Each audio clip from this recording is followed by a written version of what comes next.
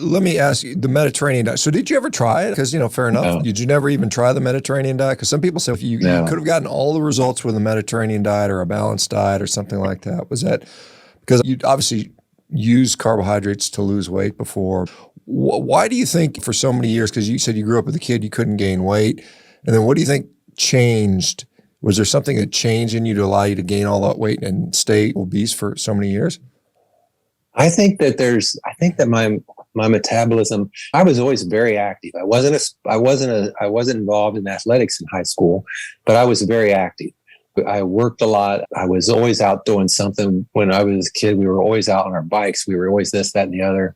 And then when I got out of school, I played a lot of basketball in various leagues. So I was always playing basketball, winter, summer, whenever. I was always out physically very active. There was a time there when I started driving a lot further distance to work. My kids were becoming active and I was spending more time watching the kids. Then I started doing a lot of night school and to get some extra college classes in. And I was just sitting on my butt more than I was moving.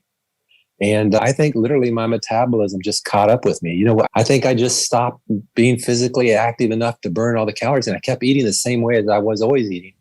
And maybe even more junk. I think the amount of percentage of junk to good nutritious food I was eating was increasing. And the metabolism, I was slowing down in terms of my output.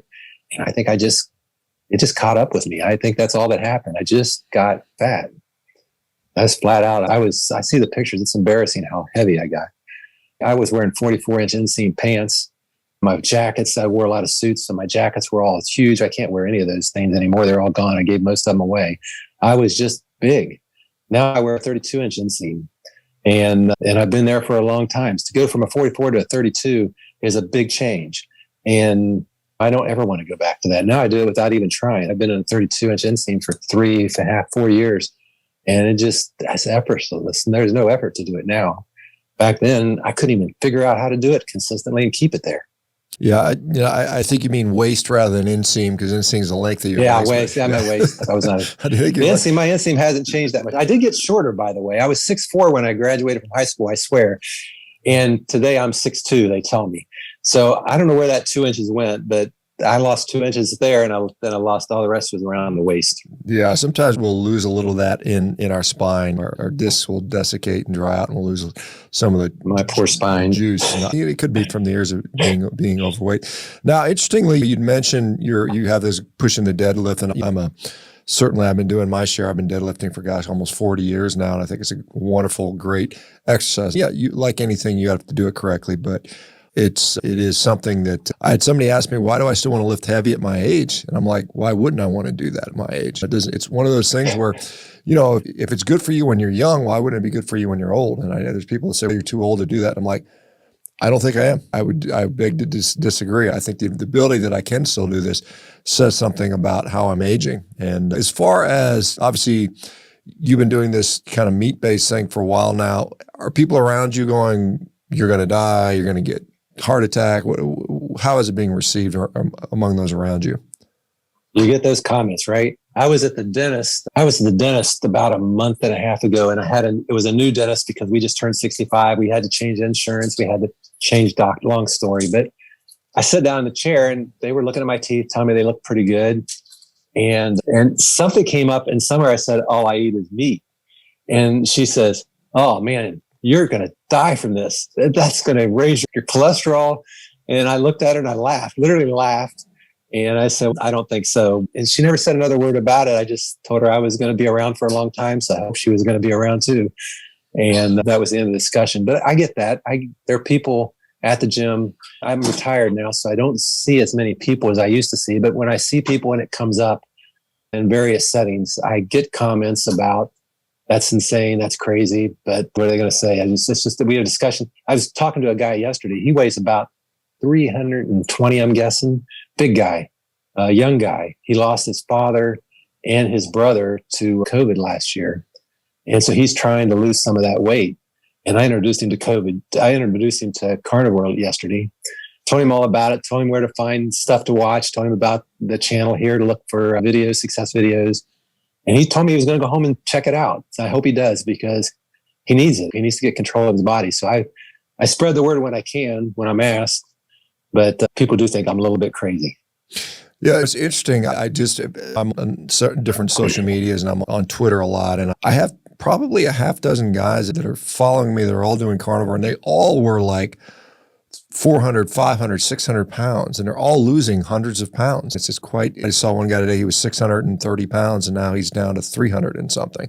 So he's lost well over 200 pounds doing carnivore. So it certainly seems to work with appetite suppression. There's a drug out there, or a class of drugs, these GLP-1 receptor agonists. Yeah. They're designed to inhibit appetite, but I think the carnivore diet does basically the same thing without the side effects. And we're seeing that with the appetite suppression. Like you mentioned, this is maybe the first time you weren't constantly hungry with this.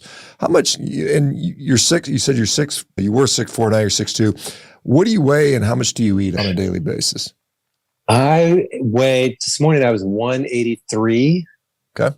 6'2", and I eat roughly 2.5 to 3 pounds of some kind of beef. I eat mostly bison. There's a bison ranch just outside of town. So I eat a lot of bison, a lot of beef. I do eat salmon, sardines, a little bit of liver, and a little bit of oysters. But that's the most of my diet. I don't eat chicken at all. Can't stand the stuff. My wife loves chicken. Salmon. I eat a lot of salmon a couple times a week. But that's my diet. And I eat a ton of eggs. We have another farm nearby where we buy our eggs from. And between my wife and I, we eat about 8 dozen a week. I eat 7 of those and she eats 1.